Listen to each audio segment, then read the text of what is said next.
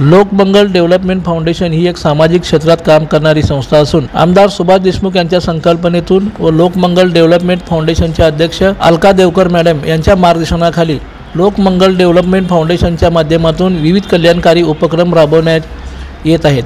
Lokmangal development फाउंडेशनचे समन्वयक श्यामकुमार भंडारे यांनी फाउंडेशनच्या माध्यमातून नागरिकांना देण्यात येणाऱ्या उपक्रमाबाबत माहिती दिली.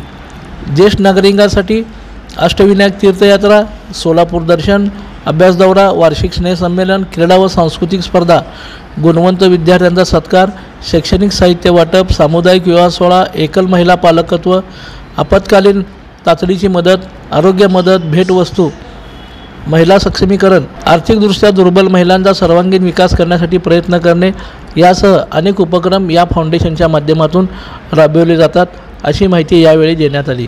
होडगी रोड येथील सह्याद्री सोसायटी सोलापूर येथे आर्थिकदृष्ट्या दुर्बल घटकातील नागरिकांचे मोफत नेत्र तपासणी शिबिराचंही आयोजन करण्यात आलं होतं.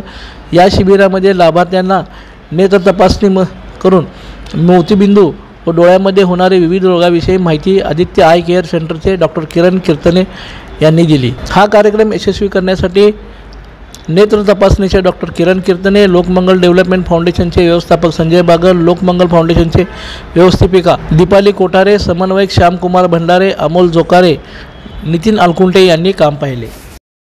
लाईक करा, कमेंट करा आणि सबस्क्राइब करायला विसरू नका.